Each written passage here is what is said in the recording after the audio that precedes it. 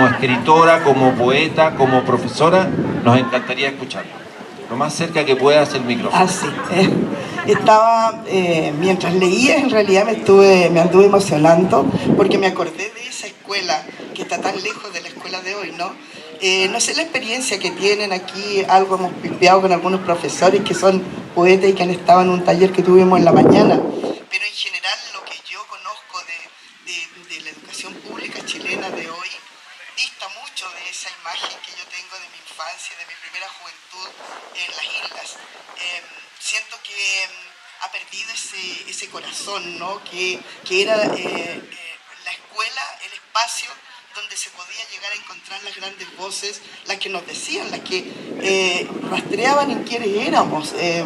Todo ese sentido de la memoria y del futuro que tanto falta nos hace, nosotros la encontrábamos, los niños que no teníamos libros en las casas, lo encontrábamos en la escuela. Y hoy día me da la impresión que la literatura está prácticamente expulsada de las salas de clase, sobre todo la poesía, ¿no? Yo he escuchado a colegas, profesores de lenguaje que dicen que no enseñan poesía porque es muy complicado. Y yo creo que como muchos temas en nuestro país, ¿cierto? El lenguaje va acorralando, ¿cierto? Todo aquello que es el desarrollo humanista a los rincones de la sospecha, ¿cierto? De esto de que nadie nos comprende, de que en realidad no nos sirve para vivir cotidianamente. Todos esos, el expediente largo, ¿no? De todo aquello por lo que no llega, ¿cierto? Ese gran saber de quiénes somos, que traemos una larga tradición de saberes, a el espacio de las salas de clase. Me da mucha pena eso.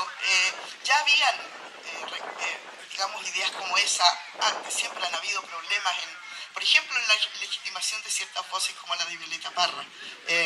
Nosotros recibíamos en la sala de clases ciertas lecturas que ya estaban como aprobadas por la academia, ¿no? Muchos premios nacionales, gente que ya había sido leída y aceptada, digamos, dentro de ciertos niveles. Pero Violeta Parra tenía todo en contra, ¿no? Era una mujer, además una mujer pobre, una mujer que no provenía ni de los lugares centrales, ni estaba preocupada de los temas que a lo mejor a la literatura le eran en esos momentos queridos, ¿no? Y finalmente puede tardar la justicia poética y la justicia literaria, pero hoy día nadie discutiría el lugar y el valor de Violeta Parra. Ella trágicamente no alcanzó a percibirlo, no alcanzó a vivirlo, no alcanzó a experienciarlo. Pero sin embargo, ediciones como esta, relecturas como la que tú haces de su obra, el epígrafe incluso de Raúl Zurita en este texto y la cantidad de epílogos que van completando su lectura, hablan de que la circularidad de la obra poética siempre puede encontrar un momento y un lugar en el alma de quienes la escuchan, de quienes la leen. En el caso tuyo, Rosabetti, hay un texto que escribiste y trabajaste en tiempos de pandemia para acompañar esa pandemia, que de verdad, si no lo conocen, afortunadamente forma parte de este volumen extraordinario que acaba de salir a las librerías, de una de las mejores editoriales chilenas que ha acogido la voz de los poetas de una manera extraordinaria, con un cuidado y una delicadeza alucinante, que es Ediciones Tácitas. Cuando encuentren libros de Ediciones Tácitas, pónganle ojo, pónganle atención y miren el volumen que se despacha, Tácitas de Rosabetti Muñoz, toda su obra poética aquí reunida. Cuando fue la pandemia, esto escribió y compartió Rosabetti con todos nosotros. La voz de la casa, ejercicios para vivir el confinamiento. Yo voy a leer la primera ordenanza y te pido, si es posible, que leas algunos de los fragmentos escogidos por ti de esa voz de la casa y de esos ejercicios. Ordenanza. Ubíquense en tiempos de pandemia, el país que estábamos viviendo, la cotidianidad que teníamos en ese entonces. Ordenanza. Si sospecha de un brote, señale a los infectos, agrúpelos y denuncie de inmediato. Manténgase lejos de ellos, aunque sean sus parientes. Si en el proceso fallece alguno, no permita que se acerquen sus hijos y deshágase de los restos lo más pronto posible. Los sanos tampoco deben relacionarse entre sí, salvo a través de las máquinas. Esa ironía que despliega Rosabetti en la ordenanza después es reescrita con algunos de estos textos que ustedes van a escuchar. Antes de leer, quiero contar una cosa, Francisco, que tú no tienes por qué saber. Pero ese poema Ordenanza no hay ninguna palabra mía. Yo estaba pensando en este texto, que era La voz de la casa, y le pedí a una amiga que es médico que yo quería algunas palabras precisas, médicas, técnicas. Entonces, ella me dijo que no sabía cómo se llamaba esa tela que usaron los médicos y que no me acuerdo yo bien de que tampoco supe de cómo se llamaba, pero que le había llegado unos instructivos a ella y me mandó esos instructivos. Yo le puse el nombre ordenanza, pero era un instructivo, pero es tal cual lo que acaba de leer Francisco, no puse nada yo. Y lo único que hago a veces, yo le comentaba delante en el taller, que yo recojo muchas cosas de la realidad y a veces le pongo títulos, es decir, algunos de mis libros son enteros un trabajo de edición, podría decirlo así. Pero de esto voy a leer algunos. Hoja de ruda, que era el primero, ¿no? Hoja de ruda. Lo primero será armar un escapulario por cada habitante. Tendrá una hoja de ruda en el frente y la palabra clave cosida del revés. Se colgará del cuello con tiras de lana colorada y no se sacará a la vista hasta que termine el año de la peste. Creíamos que iba a ser un año, ¿no?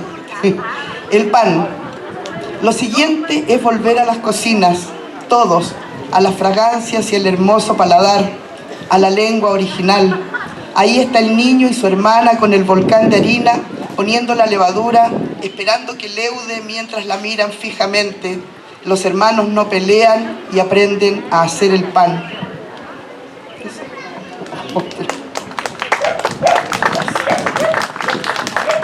Yo voy a leer otra, junto con decir que una de las cosas buenas de ese momento doloroso y jodido de la pandemia fue cómo de pronto el arte se convirtió en un vehículo y en un motor para sobrellevar un cotidiano tan doloroso y tan duro como el que estábamos viviendo.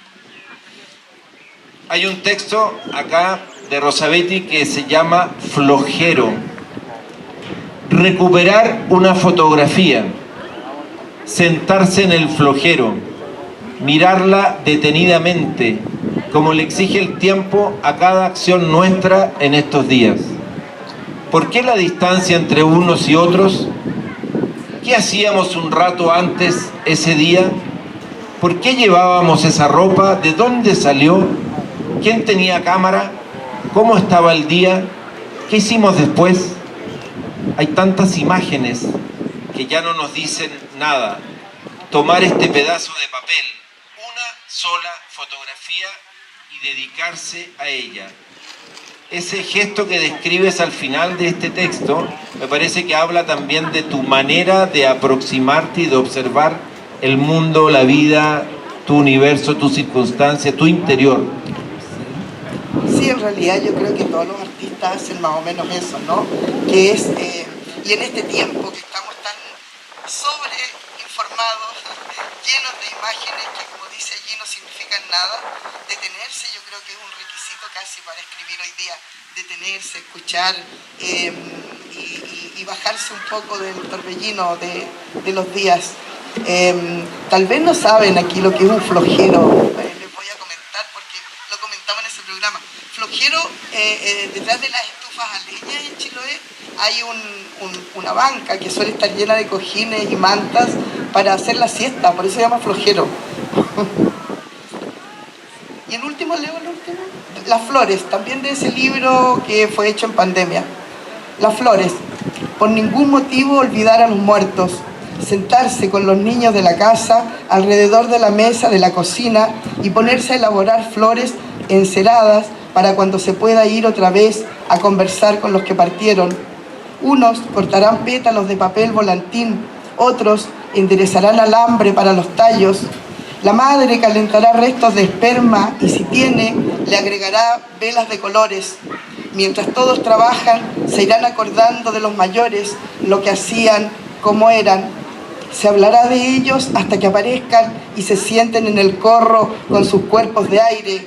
Se tomarán las flores desde el alambre y se sumergirán en la cera, se dejarán enfriar y se colocarán en el canasto que se ríe a boca abierta.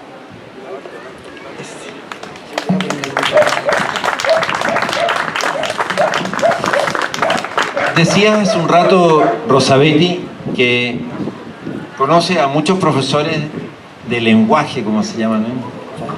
¿Ah? Los viejos profesores de castellano, que por ahí te dicen que no se lee poesía en sus cursos y en sus programas porque cómo se la explica, que no la entienden, que probablemente a esas mismas profesoras o profesores les cuesta porque su propia experiencia con la poesía, ¿no es cierto?, no se les hace cotidiana, con esa cotidianeidad que describía Jorge Telier, ¿no es cierto?, que es tan bonita como aproximación. A mí me parece que en general tu poesía lo que nos invita es a acercarnos sobre todo por la manera como miras y en lo que te detienes y en lo que describes. Y ojo que estamos hablando de una poesía que en largos pasajes de su obra es dura, es ruda. Hay una ferocidad a veces en tu mirada, pero una ferocidad que siempre encuentra un destello donde hay espacio para el amor. Hay algo ahí de amor tuyo como ancestral que termina expresándose. Me gustaría si pudieras desarrollar un poco esta idea, este concepto que al menos para mí es tan visible en la lectura de tu trabajo, si para ti eso tiene sentido, fuerza y cómo se expresa. Oh, es una pregunta complicada. Uno podría escribir un largo ensayo sobre eso. Pero yo creo que lo que pasa es que en general, si a uno le preguntan cómo trabaja, ¿no?, ¿qué es lo que realmente cree de trabajar en poesía? Para mí es una profunda ligación con el otro, con los otros. Yo normalmente recojo y escucho mucho las voces, sobre todo de las personas mayores, las historias que le han pasado, las cosas que le ocurren a la gente. A mí me interesa muchísimo. Y entonces lo que hago es, con esa escucha, ver que hay una tremenda gama de maravillas y de horrores que ocurren en el mundo que nos circunda, ¿no? Basta poner un poco de atención para darse cuenta que florecen cosas, flores, plantas, hay maravillas, pájaros, peces, insectos, hay todo un mundo maravilloso y sin embargo está también la crueldad presente todo el tiempo, está el dolor presente todo el tiempo y yo siento que un poeta tiene que ser capaz de enfrentar, mirar de cara al mundo que le toca vivir tal cual es. Una de las cuestiones que yo siempre he tratado de evitar es de esta idealización del espacio, sobre todo con el riesgo de Chiloé, ¿no?, que ha sido siempre como un foco de deseo para muchos chilenos, incluso gente de otras partes que viene de otros países. Chiloé con esa formación, el archipiélago, la historia que tiene, la cultura propia que logró establecer, ese mundo mítico, esa cosmovisión tan especial, siempre es como un objeto del deseo. Hay una idea hay gente que incluso ayuda a instalar vidas como pensando que una especie de paraíso o de otra oportunidad de vivir un paraíso. Y yo siento que alejarse de esa caricatura de lo que es el mundo, no solo de Chiloé, sino de que cualquiera de nuestros mundos, cualquiera de nuestros lugares, siento que uno de los deberes de la palabra poética, hablar, ¿cierto?, y intentar atrapar, intentar decir, ¿cierto?, todos esos pliegues maravillosos que tiene nuestra vida. Otro de los tópicos, ¿cierto?, que se dicen que uno cuando vive en la provincia no pasa nada, o en los lugares rurales no pasa nada. No hay frase que me indigne más que eso. Yo creo que la profundidad de las vidas de las personas en lugares como este está inexplorada todavía. Han habido intentos, los criollistas hicieron toda una revisión o una mirada sobre las provincias. Yo creo que ahora estamos volviendo, de nuevo, hay grandes movimientos de escritores y de poetas en la provincia que le están dando otro cuerpo a la literatura nacional. Tú, una de ellas, Rosabetti Muñoz, pienso en Clemente Riemann, pienso en Óscar Barriento, de allá de Magallanes, ¿no es cierto? Riemann de la zona de los lagos, del sur. Me parece que hay muchas voces, como dices tú, son capaces de mirar a los ojos, independientemente de con qué se van a encontrar, ¿no es cierto? No quitar la vista a aquello que miran y trabajar con esos materiales. Leí o escuché, no sé si lo leí o lo escuché, en alguna parte a propósito del premio de poesía, ¿no es cierto?, iberoamericano, Pablo Neruda, y de las posibilidades que de pronto un premio otorga para hacer más visible una obra, que una de las cosas buenas que tienen los premios, ¿no es cierto?, sí, es que hacen más visible una obra en general. Cuando la polaca Wisława Szymborska, ¿no es cierto?, ganó el Nobel en el año 96, nadie la conocía en habla hispana, nadie. Y el otorgamiento del premio Nobel la convirtió en una poeta que hoy día puede ser leída, no sé, en 30 idiomas. Y eso es una maravilla porque nos permitió a nosotros conocer una obra como la suya, ¿no es cierto?, en español, en castellano, y deslumbrarnos con esa manera que tiene de mirar.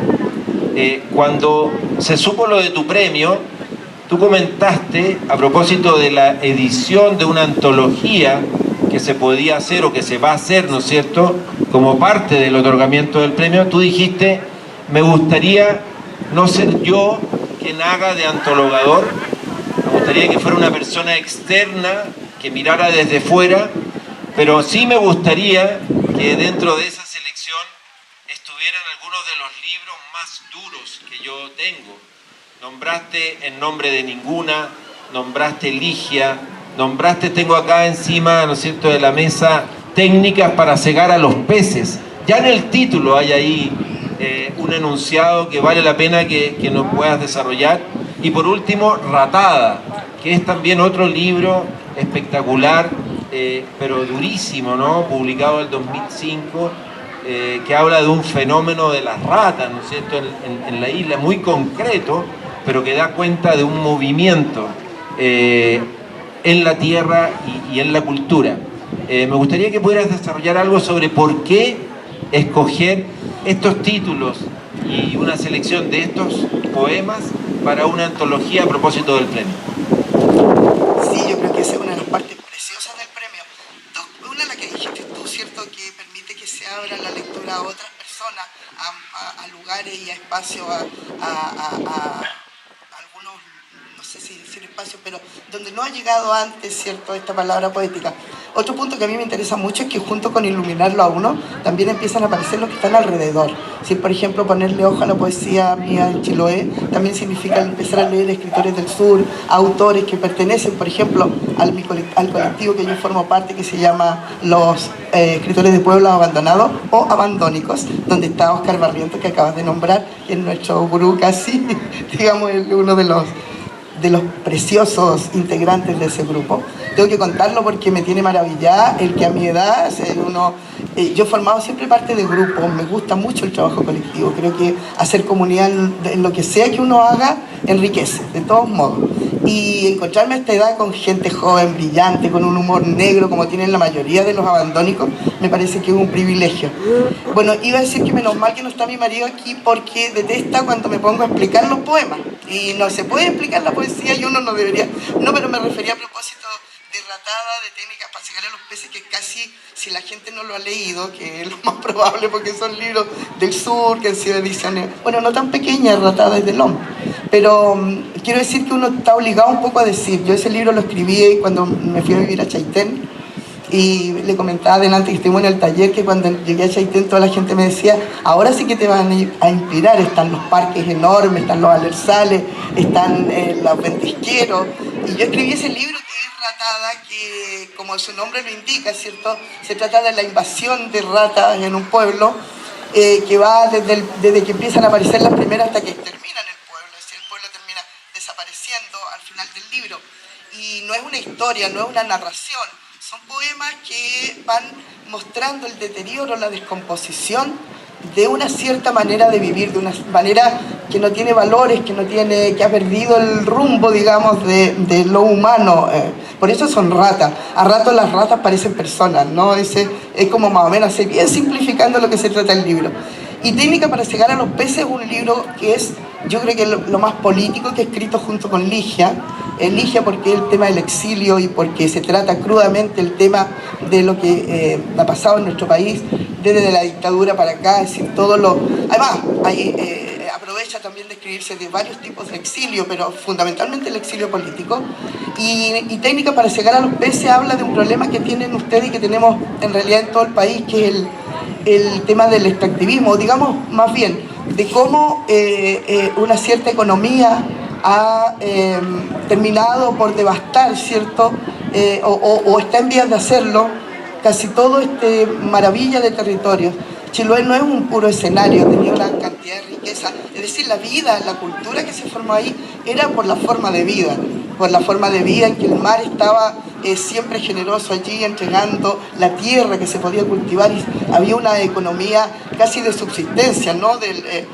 No había que hacer otros trabajos. Una vida dura, sí, porque cultivar la tierra, todos sabemos que no es que te sientes a dormir siesta, el flojero estaba ahí más bien de descanso, trabajan mucho los campesinos, pero te daba una independencia, ¿cómo le llaman a eso que me encanta? Una autodeterminación, ¿no?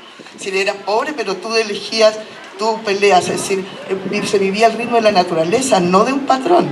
Entonces este libro, Técnica para cegar a los peces, habla de esa también descomposición de una cultura por el sistema económico que se impone sobre lo que la cultura pudiera decidir por sí misma. Entonces está ahí todo el tema de cómo se pierden los valores culturales, etc. Y el título, que tampoco debería explicar, pero no, ya Técnicas para cegar a los peces, porque en realidad yo no sabía eso, me enteré leyendo a propósito del libro que hay un montón de técnicas ancestrales que se usan para pescar, ¿no? Los pescadores saben mucho. Eso de golpear, por ejemplo, el que yo uso de epígrafe, lo usaban los indígenas, golpear las aguas con ramas de arrayán, tienen que ser, para que los peces quedan así como aturdidos y entonces se les puede pescar. Y hay otras que ponen linternas, hay muchas técnicas para cegar a los peces. Para nosotros es obvio, ¿no? Nosotros somos los peces y las técnicas que se han usado para aturdirnos son muchísimas. Bueno, eso es. Mira, el título es mucho más bonito que lo que yo dije.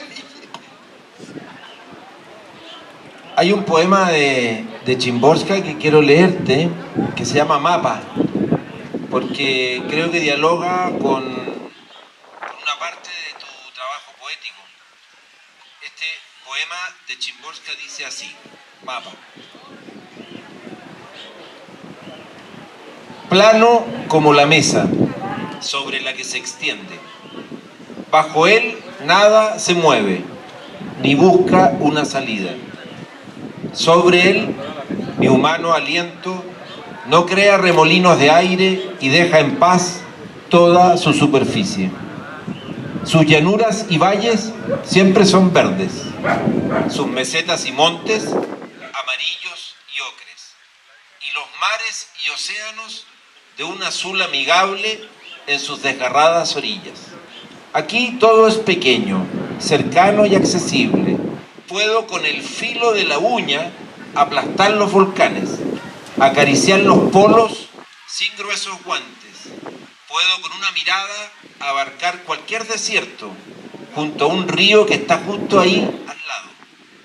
Las selvas están marcadas con algunos arbolitos entre los que sería difícil perderse.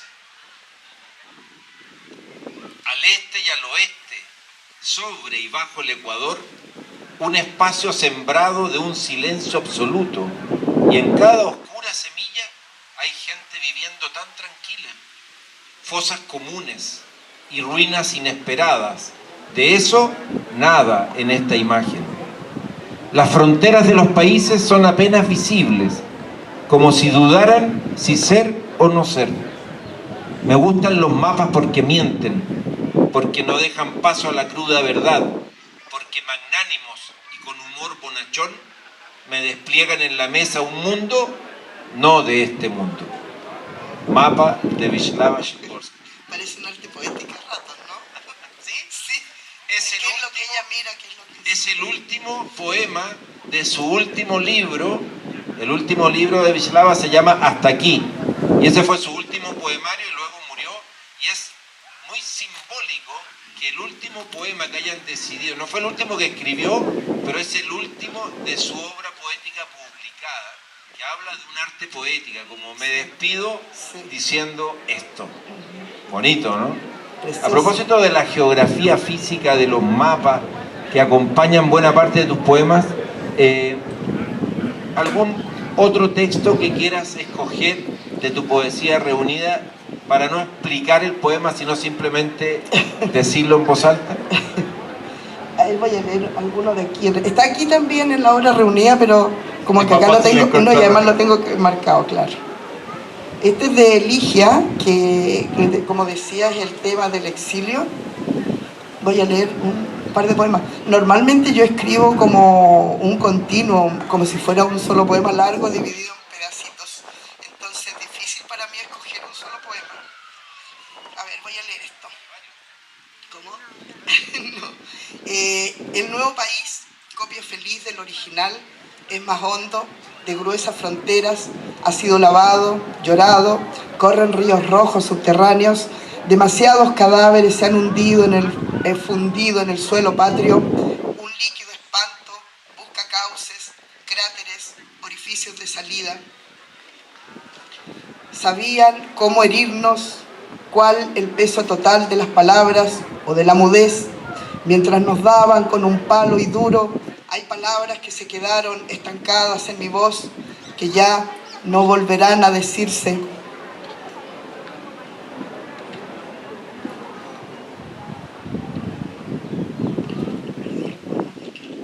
Este es el país que se construyó.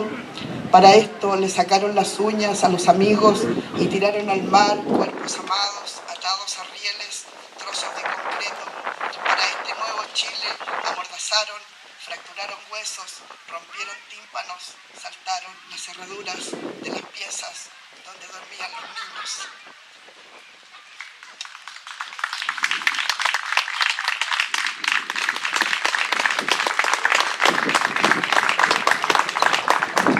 Borrar a uno del mapa, no estar en el mapa, caerse del mapa. Esto es un error, piensa Ligia, sumida en un rencor difuso contra el país extraño donde ahora duerme, cocina, espera. Un error, repite, mientras da vuelta la caja de fósforos. No me puedo ir, mi cuerpo es el mapa. ¿Te emocionaste, Rosabetti Muñoz? No debí leer ese poema. Bueno, sí, ese libro lo escribí directamente como si fuera la voz de Ligia, que es una amiga mía que estuvo en el exilio muchos años. Eso. Debimos elegir otro libro. Elijamos otro libro. Elijamos otro libro. Ay, ya, voy a leer algo. ¿Qué más? Voy a leer un poema, en realidad, que es como el único poema que ha sobrevivido de mi primer libro, porque ese primer libro vergonzante, no todos se avergüenzan de su primer libro, pero yo sí. Y de ese libro el único poema que queda es este que se llama Hay ovejas y ovejas. Podemos aprovechar de ver qué tipo de ovejas son, ¿no? Cada uno de los que está aquí. Hay ovejas y ovejas. Las que comen de cualquier pastizal y duermen con una sonrisa de satisfacción en los potreros. Las que caminan ciegamente por los caminos acostumbrados. Las que beben despreocupadas en los arroyos. Las que no trepan por pendientes peligrosas. Esas van a dar lana abundante en las esquilas y serán sabrosas invitadas en las fiestas de fin de año. Hay también las que tuercen sus patas buscando campos de margaritas y se quedan horas y horas contemplando los barrancos. Esas balan toda la gran noche de su vida encogidas de miedo.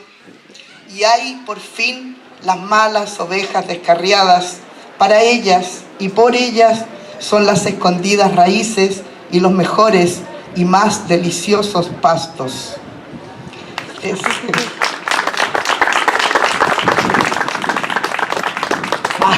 lo eligieron. Esta cita lo eligieron. Sí, ese libro lo único bueno que tiene, ya que está Francisco concentrado en eso, que el primer libro se llama El canto de una oveja del rebaño, que lo debo haber escrito, no sé, en 2 o 3 tardes en la biblioteca pública de Ancud cuando tenía como 18 años, estaba enfurecida contra la dictadura. Y eso, pues escribí ese libro. Y lo más entretenido que tiene ese libro es que, cómo fue publicado, que me mandaron de un taller literario que había en Santiago que se llamaba Ariel. Me mandaron a pedir a mí, imagínense, allá en Chiloé, una chica de colegio todavía, había terminado el año cuarto medio, había terminado, que mande unos poemas. Yo pensé que era una revista que ellos tenían y le mandé este cuerpo de poemas y lo publicaron en sesiones de taller. Yo creo que un gesto de esa generosidad, no sé, imagínense una persona completamente desconocida al otro lado del país y ellos en sesión mimeografiaron, no sé si aquí por las edades, no sé si tú conoces mimeógrafo, mimeografiaron los poemas, corchetearon, encuadernaron, hicieron todo ello en sesiones de taller. Eso yo encuentro que fue un maravilloso ingreso a la edición, ¿no? Y esa cuestión es maravillosa. Puede no aparecer en la revista Vanidades ni ser parte del matinal de mañana, pero es quizás, si por eso mismo incluso, mejor aún. Yo encuentro, no sé tú. A mí la poesía me parece que esa tiene como un impulso basal, toda la poesía, ¿no? Esa vocación de comunicar. Hay poesía que es muy hermética, ¿no? No porque, como diría, no porque no tenga esa vocación de comunicar, sino que porque los territorios en los que ingresa son bastante, y ahí sí, tremendamente complejos. De pronto cuesta un poco más. Y la riqueza que tenemos en Chile, a mí eso me impresiona y me maravilla cuando uno hace talleres o, por ejemplo, lectura. Yo hice el año antepasado, el año después de la pandemia, un proyecto que se llamaba Poesía Vecina, que siempre lo comento para ver si a algún grupo se le ocurre hacerlo, pero yo lo encontré precioso. Me encantó hacerlo, con 5 juntas de vecinos de la ciudad, 5 urbanas y 5 rurales. Y hice unos folletos con poesía chilena, obviamente poesía que me gustaba a mí. Un poema de cada autor, pero una selección hecha con harta pasión. Y entonces cada persona que iba a la reunión, a veces 15 personas, a veces 20, a veces 4, dependía de la convocatoria, pero cada uno tenía su libro y escogía un poema para leer. Y no había ninguna disección, ni nada de qué quiere decir el autor aquí, qué figuras literarias, nada, ninguna. Simplemente gozar de la poesía. Y se produjeron cosas extraordinarias, porque lo primero que tiene la poesía hacia el tiro inmediatamente es la evocación, la memoria. Y empezaban a recordar otros poemas que sabían, sobre todo la gente muy mayor. Y esa conversación que se produce, que algunos llegaban con sus nietos, son juntas vecinales. Entonces, leer poesía simplemente por leerla y encontrarse con autores que no conocían, por ejemplo, fue maravilloso. Yo creo que de las cosas buenas que me ha pasado en el último tiempo, porque la poesía no necesita tanta explicación. Hay una manera de entrar a ella como, no sé, como los niños lo hacen, como entran los niños a casi todos los fenómenos, con la pura curiosidad. Y eso a mí me parece que es una cosa que hay que recuperar. Fíjate que a propósito de lo que tú dices, me pasa mucho en los talleres de lectura que hacemos hace mucho tiempo, ¿no? Y donde uno básicamente comparte las lecturas que le gustan, ¿no es cierto? Los autores, las autoras que le gustan, y las pone en común. Pero respecto a la poesía, eso, encontrarse de pronto con un lector, una lectora que dice, no, yo no leo poesía porque no la entiendo, o porque no me llega. Ok, entonces a partir de allí es cómo hacer para encontrarte con una voz poética que te hable, que te diga cosas, sin que tú te obligues a, entre comillas, ese ejercicio de entenderla por la razón. Y ahí lo que pasa es lo que tú describes recién, ¿no? Que la poesía en realidad es una experiencia. Es una experiencia, y cuando tú te abres a la posibilidad de vivir esa experiencia, es como comer, ¿no es cierto? Es como amar, es decir, es una experiencia que después dice, bueno, ¿qué te pasó con eso? Mira, ni siquiera tengo ganas de explicarla. Simplemente ocurrió, me atravesó, me conmovió. Tú cuando leíste el poema hace 7 minutos y tus ojos se emocionaron, es demasiado lindo verificar que eso ocurra incluso con un texto que conoces, entre comillas, y que has reído, pero porque en el momento que lo estabas leyendo para nosotros, se estaba convirtiendo en ti en una experiencia, en una nueva experiencia, una vez más, de alguna forma nueva, incluso porque tú ya no eres la misma de ayer y de hace 4 días y de hace un año, y ni hablar de la muchacha que fue a estudiar a Valdivia y luego regresó a la isla. Sin embargo, a pesar de que no eres la misma, eres todas las que te han constituido también. Claro. A propósito de eso mismo, de la poesía que iba a decir delante, se me pasó igual, de la riqueza nuestra, es que es verdad, hay gente que no, como dicen, no le llega, ¿cierto? Pero con toda la variedad de poesía que hay en Chile, alguna le tiene que tocar. Ese es como mi principio de entrar en selecciones de textos cuando leyó, sobre todo a los adolescentes. Y de verdad, o sea, a pesar de que es cierto que el arte no tiene por qué tener una utilidad práctica, no tiene por qué un artista tener esa cortapisa, ¿no? De que tenga utilidad, no la tiene, seguro que no. Seguro que la buena poesía en realidad siempre es un gesto gratuito total, es verdad todo eso. Sin embargo, yo he conocido en la educación en donde he estado, que la literatura salva vidas, y lo he visto en estudiantes. Ocurre que como se encuentran con lecturas esenciales en momentos muy importantes de su vida, por eso no puede desaparecer de la escuela como está desapareciendo. ¿Hay algún proselitismo?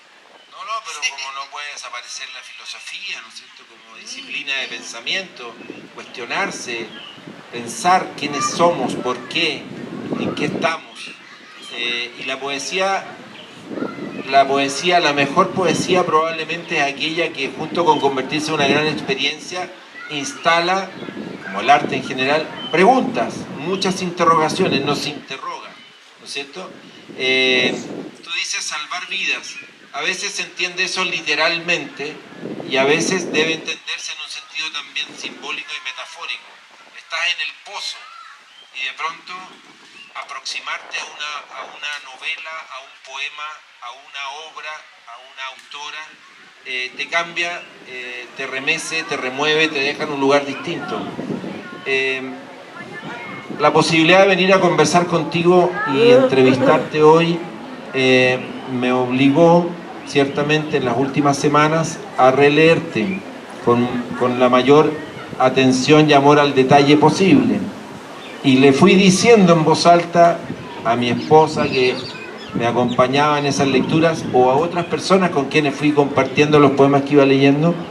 Creo que al propio Marco y a la Mónica también se lo fui diciendo esta semana. Dije, gracias por, en el fondo, empujarme a releer una vez más a Rosabetti, que la leo siempre y te leo siempre, porque tú eres una de esas autoras chilenas que a mí por lo menos me acompaña, y cuando vi que llegó este libro y me di cuenta de lo que contenía, lo celebré como una fiesta. Es decir, de inmediato fue el libro que está en el centro de la vitrina de nuestra librería en Santiago, y lo digo justamente para poner de relieve, no solo por el color y el grosor del volumen, sino porque aquí hay algo muy contundente.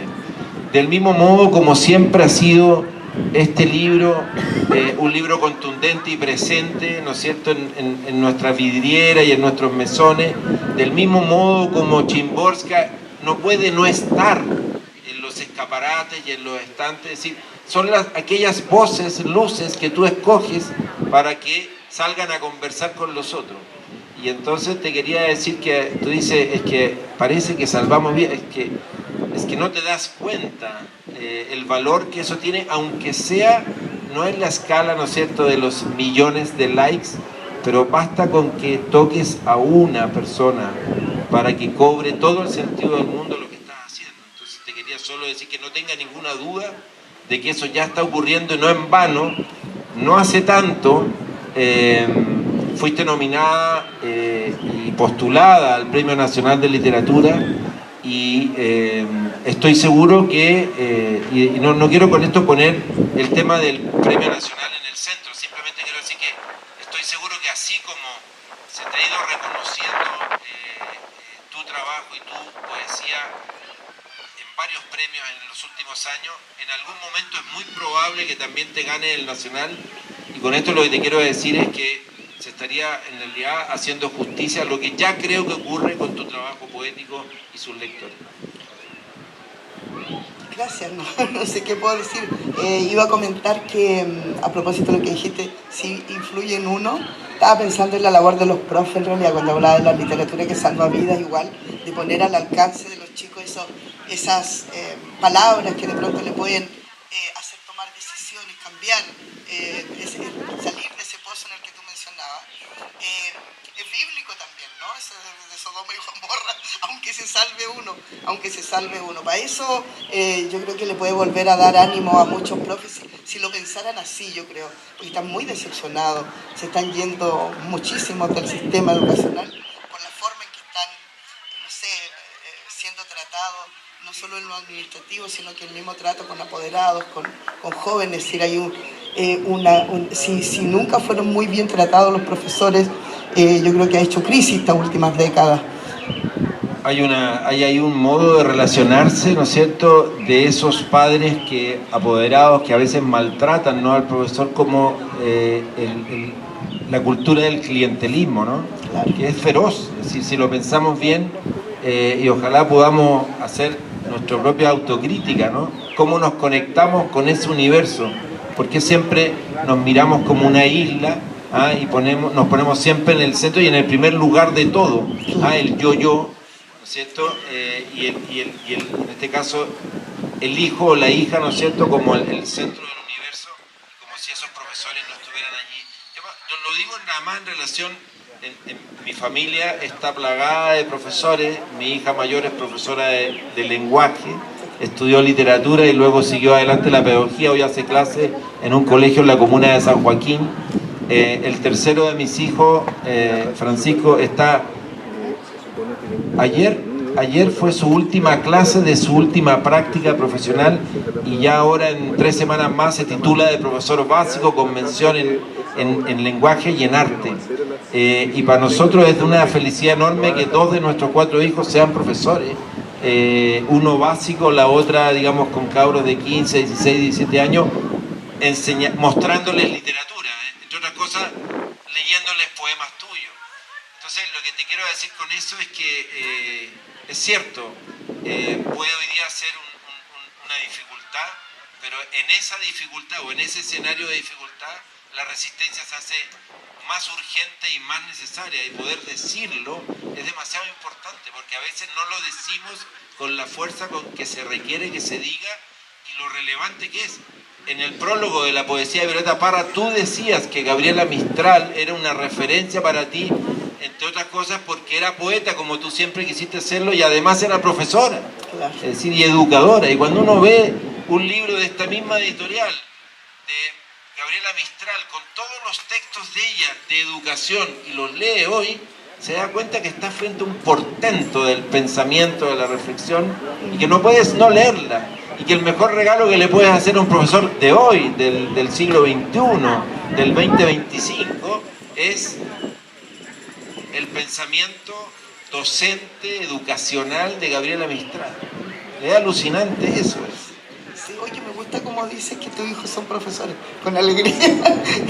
Para nosotros es un orgullo. Pero sí, además, es que, a ver, lo digo en el sentido de estar maltratados. Si yo siento que estamos siendo muy maltratados, yo soy profe todavía, tengo 40 años de servicio en educación pública siempre, y pensaba que la aspiración en realidad sería que sean reconocidos como era en Chiloé cuando yo era niña, y hasta los días de hoy en realidad en la escuela rural, que se le dice maestros. Es decir, no es cualquier persona ni solamente instruye, sino que es ¿cómo podríamos decir? Alguien que te forma para la vida, con la idea de Gabriela Mistral, ¿no? Formadores de almas. Ese es lo que nos hace falta. Rosabetti Leno, así al azar, 2 poemas más que te gusten mucho, que quieras compartir con nosotros. Todo se vuela. A ver.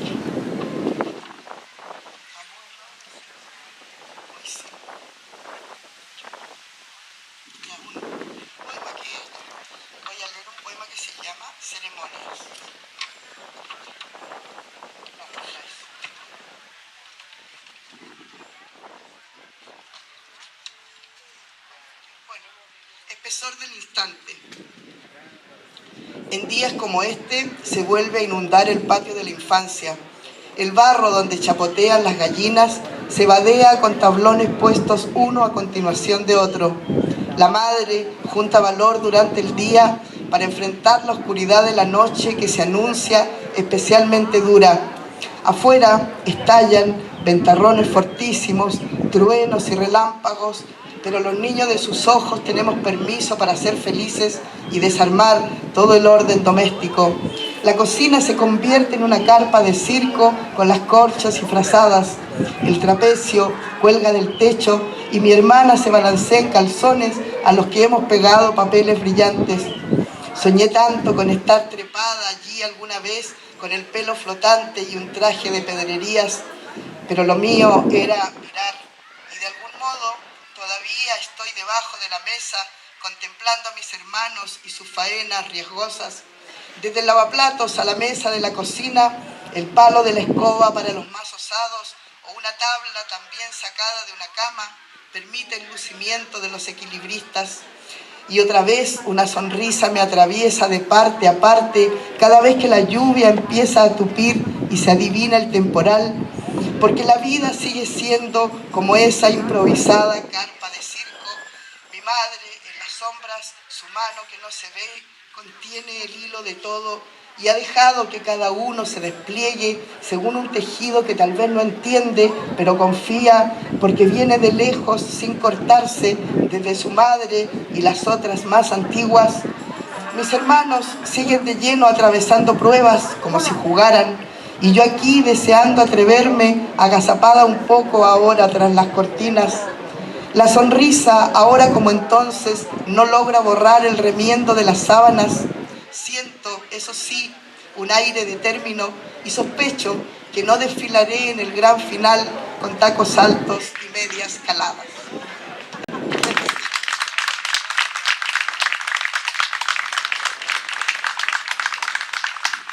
¿Te puedo abrazar? Sí, ya, listo. Un aplauso para ella.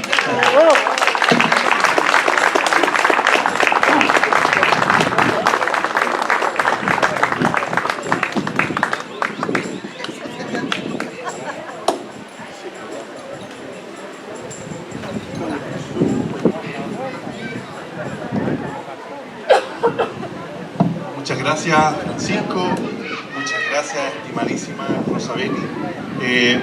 Yo quiero recalcar nuevamente que podamos ser conscientes de lo que está pasando hoy acá en el Centro Cultural Pedro Aguirre Cerda, acá en la zona, de tener a una autora con el tremendo octanaje, de tener a un entrevistador también de categoría.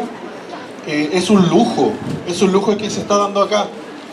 El año pasado estuvo Diamela Altit y eso hay que reconocerlo, tenemos que darnos cuenta de esta posibilidad que se está dando. Esta conversación que tuvimos, donde pudimos escuchar muchas cosas que nos van a dejar resonando por un buen tiempo, es un lujo. Y yo quiero que les demos nuevamente un aplauso a Francisco Muar, a Rosabelli Muñoz y además parte de la Corporación Cultural Sembrando Letras. Queremos entregarles unos regalos porque de verdad que nos sentimos muy honrados, nos sentimos muy maravillados de su presencia. Así que, ¿dónde están los regalos? A nombre de la Corporación Cultural Sembrando Letras, estimada Rosabelli, que en realidad es regalo para nosotros, el de que estén ustedes acá es un regalo para nosotros. Y para... Así. Sí, una fotito. Pónganse la fotito.